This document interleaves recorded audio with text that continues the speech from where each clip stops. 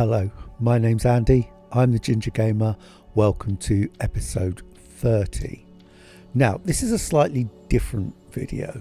I'm back on Prehistoric Kingdom, but not in Prehistoric Sanctuary. This is a revisit to Prehistoric Canada. Now, Prehistoric Canada was a huge park that I made, and it worked really well, I think, aesthetically and for the animals.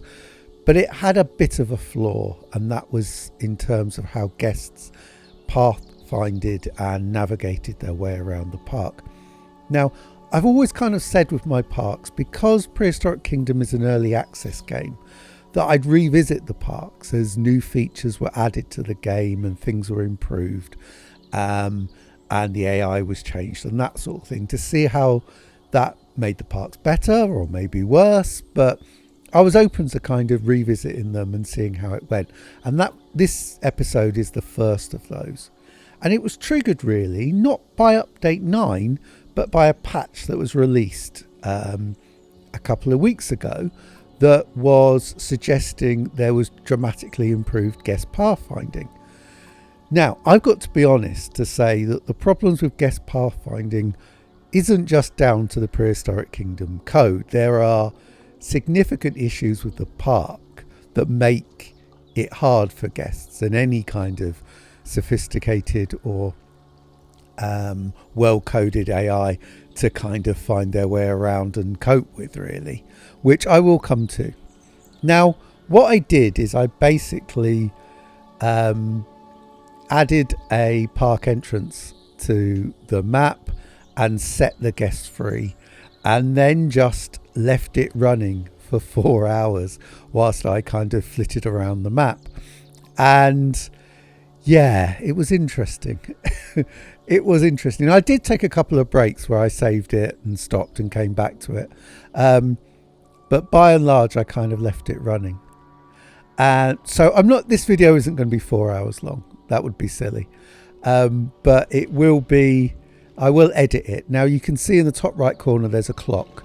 So even though I'll be sort of editing and cutting it up and maybe speeding it up in places, you will be able to keep track of how long it's been running. But yeah, that was the plan, and I think it was a kind of good plan, and the results are interesting. There's definitely some improvements, not just with pathfinding. I mean, what you can see now is a bit of an improvement. Guests coming up to this side, because there's two ways they can enter. They can go through the main entrance, or they can go through a cafe and round the side and across this walkway, and they find that entrance much better than they did previously. So that's a good thing. So what are the problems with the park? Well, there's two main problems. The first is that I've made the paths really narrow. That is an esoteric choice. I wanted it to look like you're in the middle of a forest and there's, you know, just these sort of little paths rather than have big wide paths that you'd find in zoos. I wanted it all to feel sort of confined and natural. The second is that I've made the park based on the side of a really large hill, and in doing so you obviously have to change heights and move up the hillside, and you can see the steps there. The problem in Prehistoric Kingdom is you can't do paths up significant inclines or declines, so you have to build in steps, and the steps that come with Prehistoric Kingdom didn't really work, just esoterically. They worked they functioned properly, but they didn't work esoterically. So for me anyway, it's just me being fussy. So I made my own steps, and there's two types of steps that go up hillsides. Now, I'll say right off the bat, I tested these before I put them in the map, and I had a small test map, and I sent some guests up them. And I would say 9 times out of 10, they navigated the steps really well. Now, as you might have just seen a few seconds ago, in the main map now, they don't do as well. And occasionally they'll drop through the floor, and they'll just decide to give up and abort the mission. Now, I think part of the problem as well is there's kind of code that if something goes wrong with where the guests are heading, like they drop through or they glitch or whatever, they just reverse. Which makes sense, because if you're sending guests around the map and they're navigating their way and there's a problem with the path they're on, it makes sense for the guests to then turn around and go back the way they've come and find the best, safe, functional path.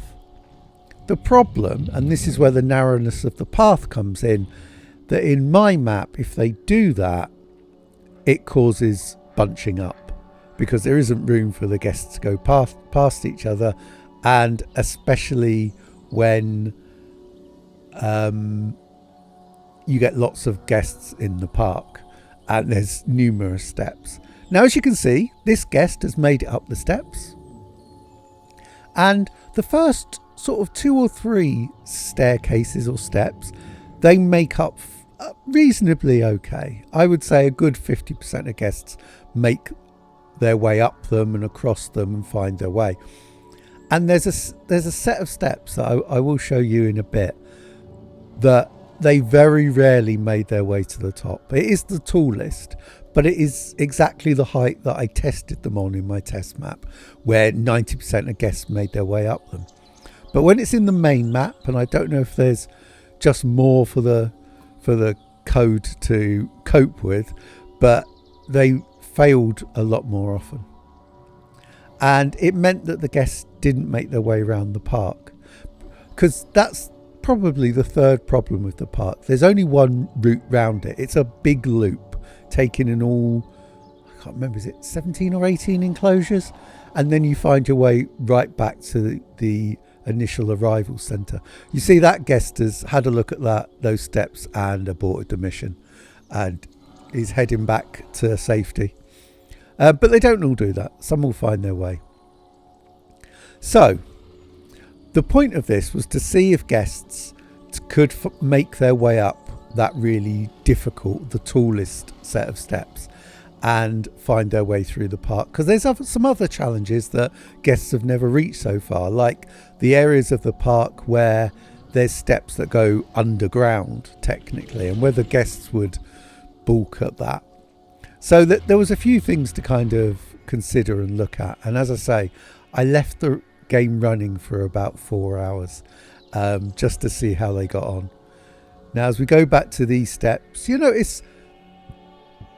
it seems to be that the more guests that find their way up them, the more guests that do, if that makes sense.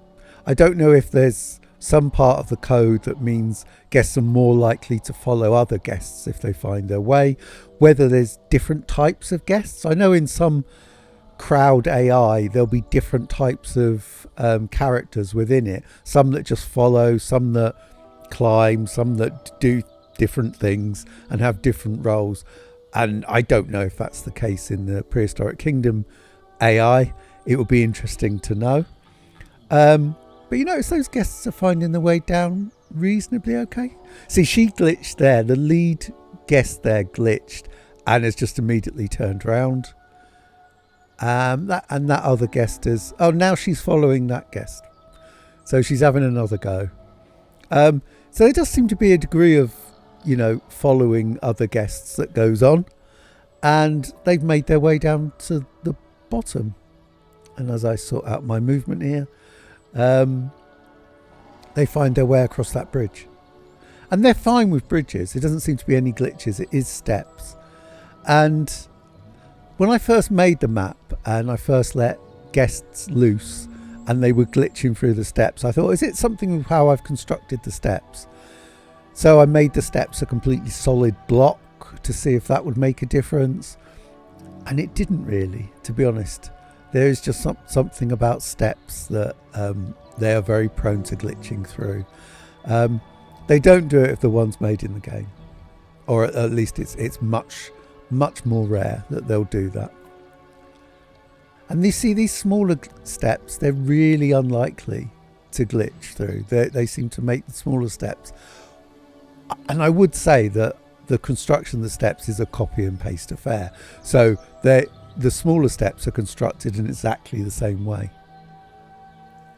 So these are the first guests that have made it this far. What I would say is kind of interesting with the guest AI is they're not interested in the dinosaurs. And the dinosaurs aren't really interested in them. They follow paths, and they'd be interested to see what they do with these seats. I know they don't sit in them, but whether they actually access the seating areas. But anyway, I digress. They follow the paths, and they are interested in shops and cafes, but they're not interested in the dinosaurs at all, it seems. So what's attracting them to move further on in the park would be attractions like cafes and shops. It's not really the dinosaurs.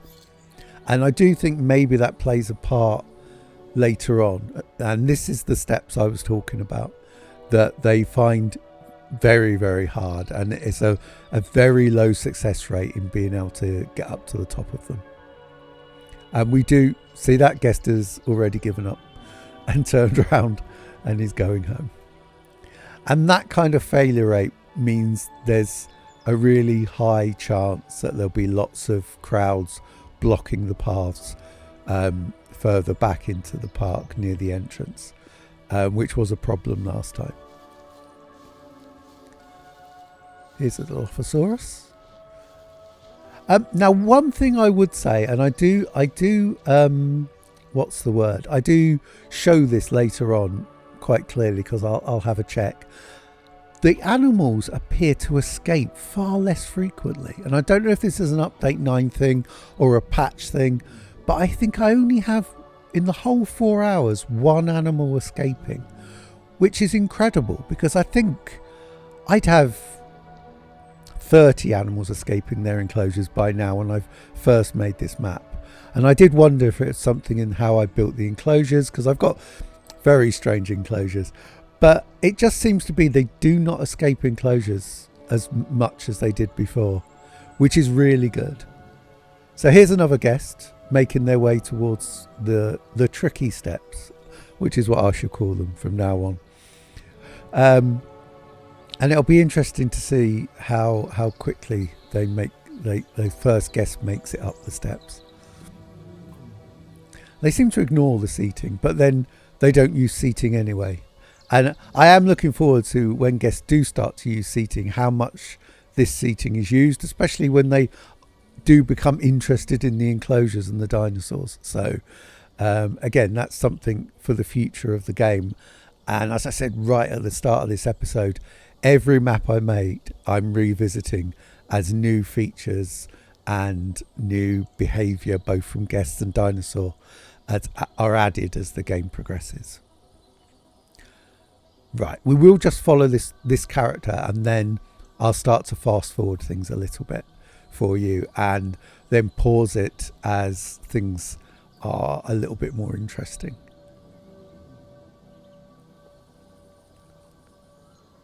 Now, I didn't see that guest. It's really hard to keep track of all the things I want to keep track as we play it. Now, there are another of options. There are another path that goes to a seating area and paths that go to toilets and shops. So guests do have 2 or 3 options here. And yeah, I think no, she's given up and gone to the shop. Sometimes they'll go to the little cafe, and then they'll back out of it and go back up the steps. So she's gone to the cafe and now heading back. Will she just... Nope, she's going to go up. And this is when you'll see the problem in these steps.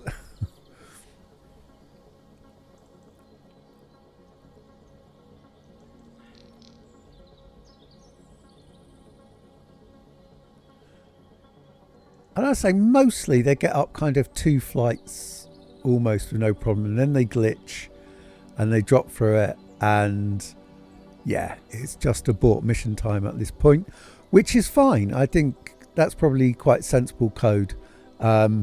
It makes more sense than just getting them to keep trying to go in that direction. So there are some more guests coming. We will go back and just have a quick look. There's not that much bunching up. As you see, there's quite a lot of guests on those steps, and quite a lot will go in the right way. There's a little bit of bunching, and that's guests who have failed on those steps and have just aborted and are just leaving. And as I said right at the start, a lot more guests are finding that raised walkway by the Triceratops enclosure, which is a good thing. But they are starting to bunch up there.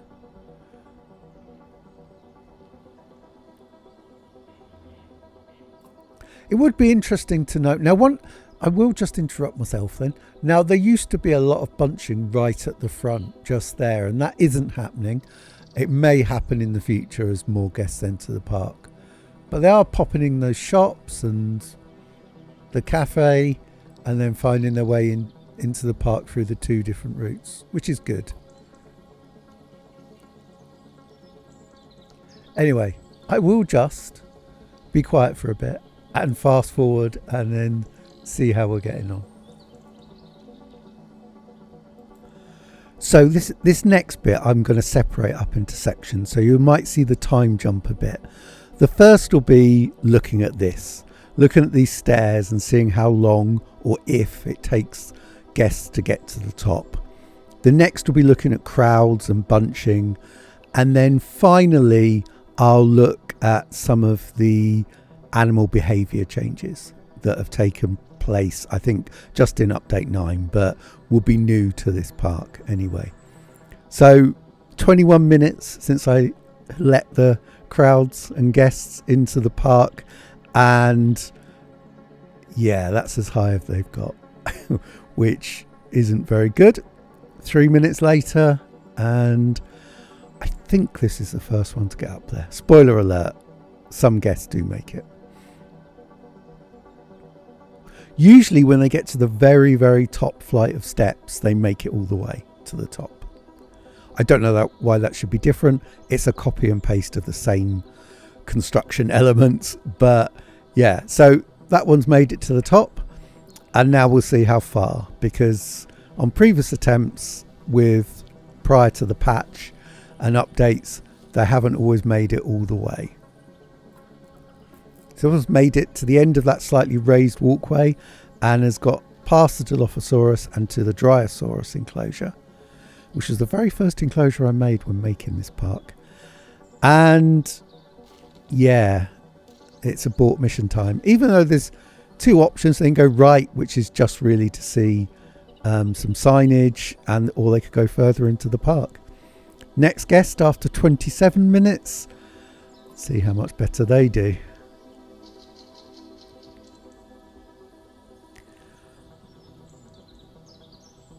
And the answer is a little bit further, and they start to make this bend. Now you might see a stairway or steps here, which look slightly different to the other ones, and they are. But again, I've tested them in that test map, and guests find their way up them quite easily.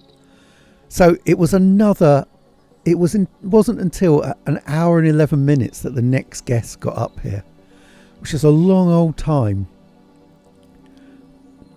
And yeah, this guest makes it to the end.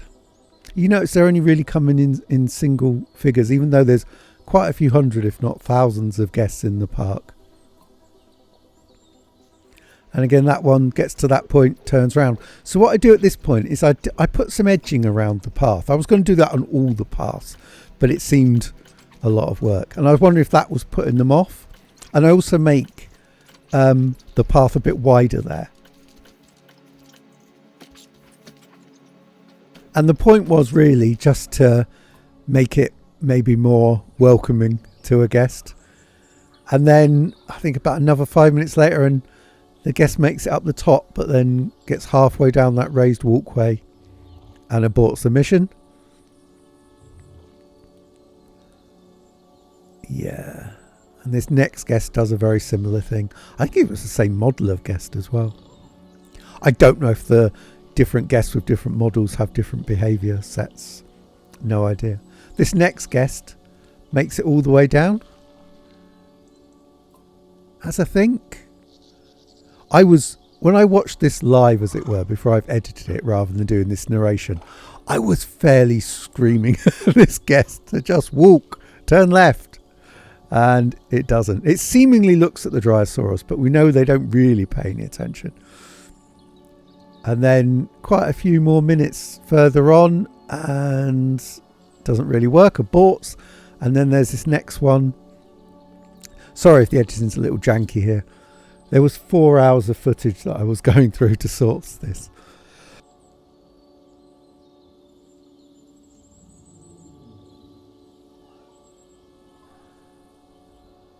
And this next guest seems, I won't use the word hesitant because I'm anthropomorphizing AI, but seemed very hesitant.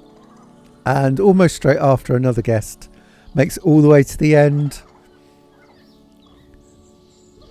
And then stops and again aborts mission. And again, one nearly gets further down, and then I think because the other guest was going back, that guest decided to go back. And then it was nearly half an hour before another guest made it. And this is the furthest any guest have made it into the park, and it's, you know, it's not even that far into the park. And this one does something different. It goes up to that information board. I thought it was then going to go back round the rest of that park, rest of the park then, but it didn't. And then it's 2 hours and 13 minutes before the next guest even makes it to the top of that staircase. And again, makes it all the way along that path, which is good. And then aborts mission quite early on. Doesn't even get to the kind of the T-junction there, really. Right, another 45 minutes and I have an idea. I was thinking, is it a problem because when you imagine those steps stretched out and then that raised area and then all this path, it's a long way between visitor attractions. And as we know, the dinosaurs aren't really an attraction. So it's the cafe and the shop that maybe attract guests further down the paths. So I thought I'd just chuck some in. Just very haphazard and not meant to look good, just to see if that would entice visitors further along.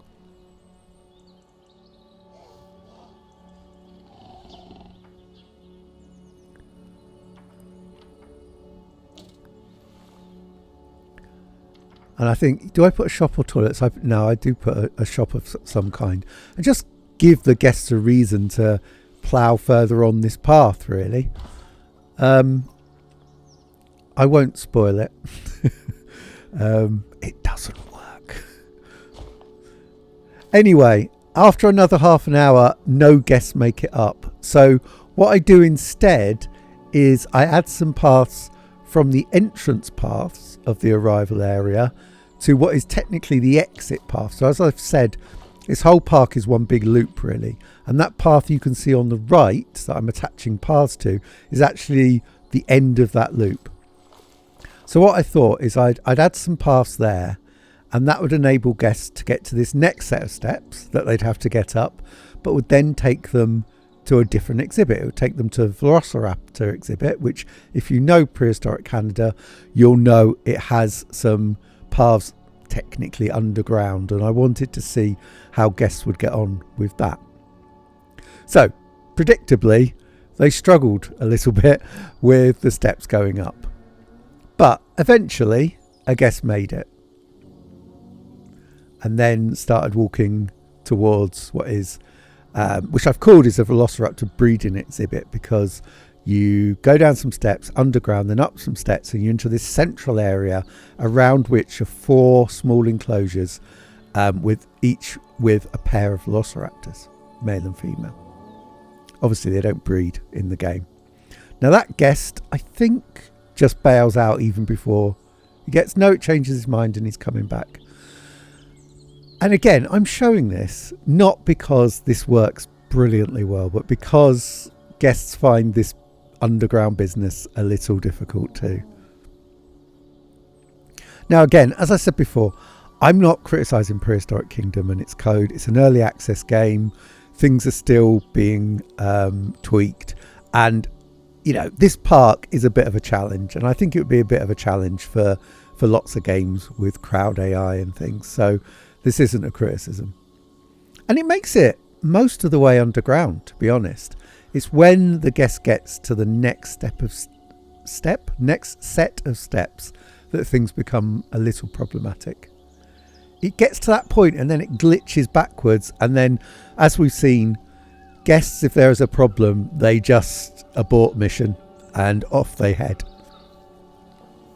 So this is viewed from what is the exit of that tunnel, from the other side, and as you see, they get to a certain point and then they glitch back a few feet and to the right, and they don't really make it. Now, I didn't really know why this was. I did. You might be able to see there's some ground encroaching on the path. I don't know about at the point where they glitch back, and I thought, well, maybe that's it. Maybe that's what's causing it. I wasn't sure really. So in a little bit, what I do is I adjust the steps, and I kind of pull it back to make them a bit longer, and they cover that bit of earth, really, a bit of ground. It's not really earth, it's a grass texture, but you see what I mean, to see if that would make a difference. And at this point, I've been doing this for 3.5 hours, and I'm a little bored with it, and I just want something to work. So this was a bit of a long shot to do this, but again, I'll spoil it for you. It does work a little bit. So maybe it was that ground, or maybe it was just the steepness of steps, but we'll see. It doesn't work straight away, but they kind of don't like it. But when I finally get it the right length, and then I think I go up another step.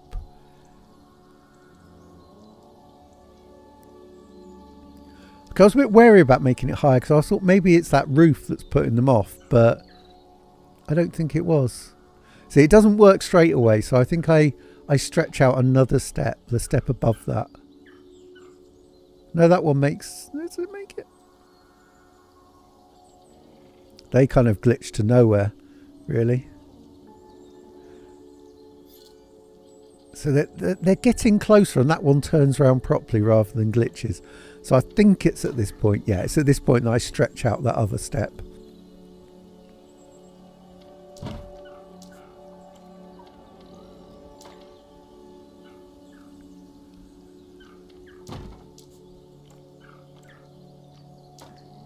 And that, to a lesser or greater degree, does the trick.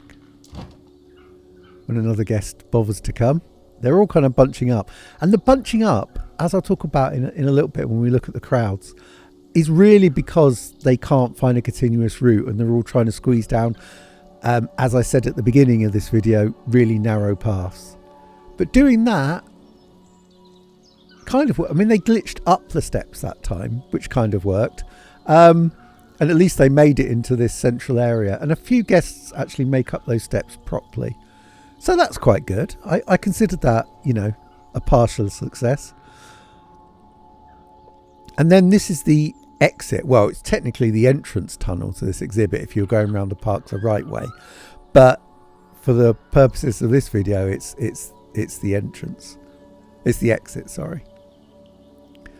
And if we go down and we have a look at guests when they finally arrive, because they make it down all right, which is true of lots of the steps that I've made in this park.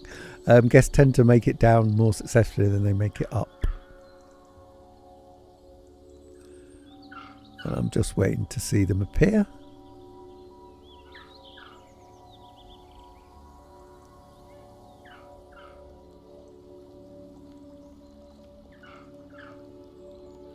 And here they come.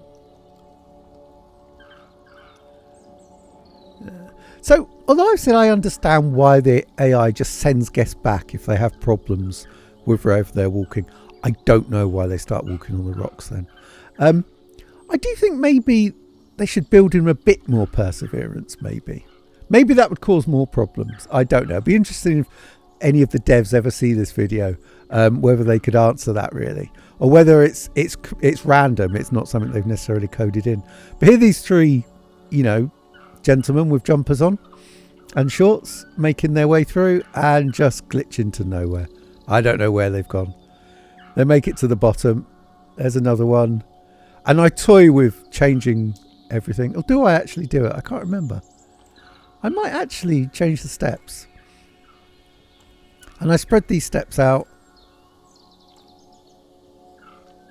Now, it does make sense that I do this really. I maybe should have done it before the guests reach this point, because the exit and entrance, whichever way you address them, are a copy and paste of each other. So whatever structurally is a problem for the guest AI would be the same on both really, because they are identical in their formation.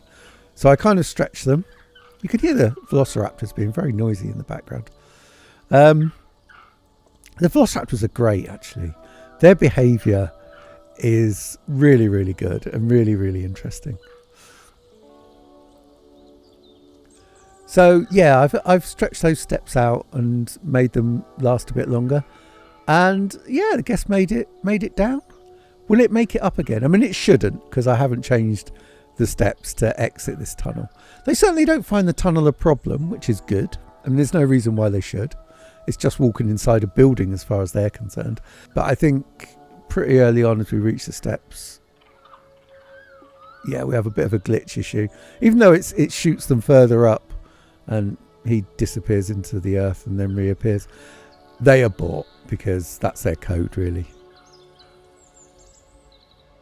Right, so let's have a look at crowds. So this is after 29 minutes of the park being open to guests, and the front bit by the arrival centre here is pretty clear, but the rest of the paths up towards the first set of steps are starting to get significant crowds really.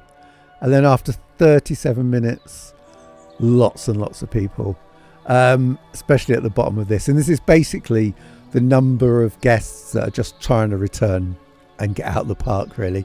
So they have a glitch on these steps or further on in the park on those main steps that we were focused on, and they're heading back, and then it all becomes a traffic jam really.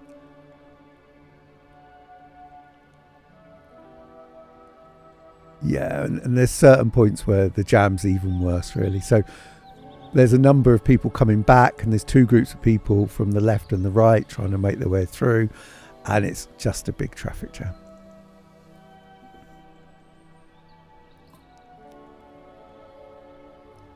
And then after 59 minutes, again, that front bit, which in before the patch, got blocked up all by itself, even before they got here.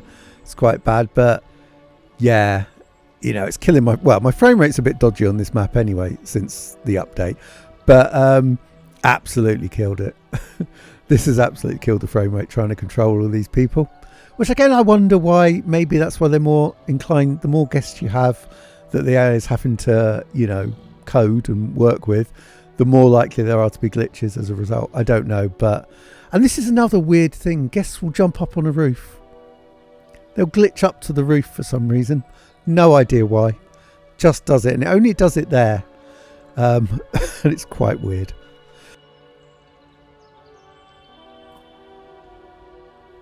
And that's after about an hour and 50 minutes. And again, at the very front, it's not really. So that's a change. I will at one point do a video on the letter A, and then the crowd is getting massive and it's sprawling out onto this little platform above the river, and it's absolutely chock-a-block. And I think all of this congestion is why it at kind of this point, very few guests are making it to the top of the steps that we focused on at the beginning.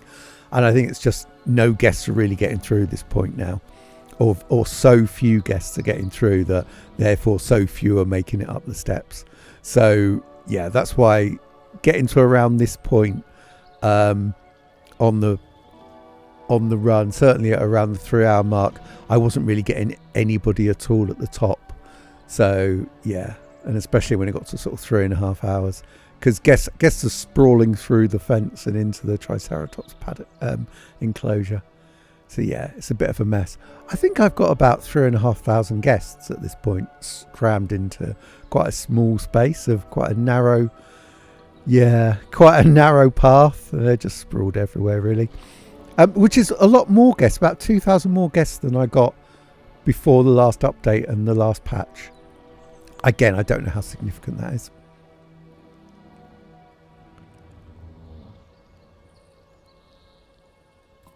Yeah, so I think crowding on the pass would be a lot better just if they could get round the park.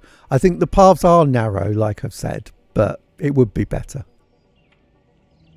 Right, these next few clips are just about the animals. And so the change from update 9, from when I previously played this park, is that some of the animals can swim. And this is just a Smilodon swimming. Now this is interesting because I spent ages trying to get bridges across this water to the island because that's where they get their food. But now it doesn't matter because they can just swim across, which is great and is really cute. I really like that.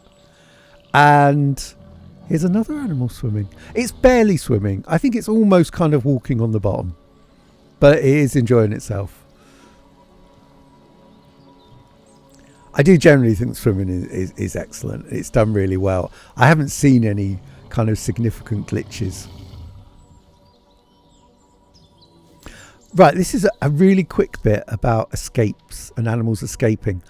I used to have 30 animals out of their enclosure after about 15 minutes of playing this game.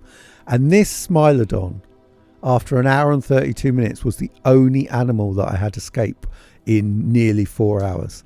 So whatever they have done with the code, whether behavioural code or code around the fencing or whatever, has really made a difference because, as I say, only one animal escaped, and I very unceremoniously dump it back in its enclosure now.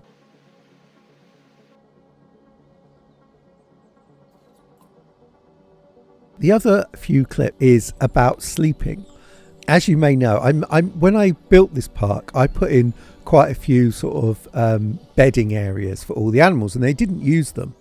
I kind of made them to quite a large degree sort of out of the way, but it's really nice, as you'll see in these clips, that they're all used and the animals actually seek them out and then will bed down in them, which is brilliant. I'm really pleased about, and it shows how the game develops and how it brings new aspects to the parks you make, and that's why I think revisiting the parks is a really good idea.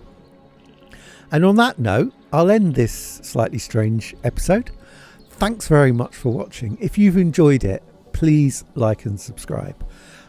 Please comment if you've got any information to share with me about why the guests do what they do.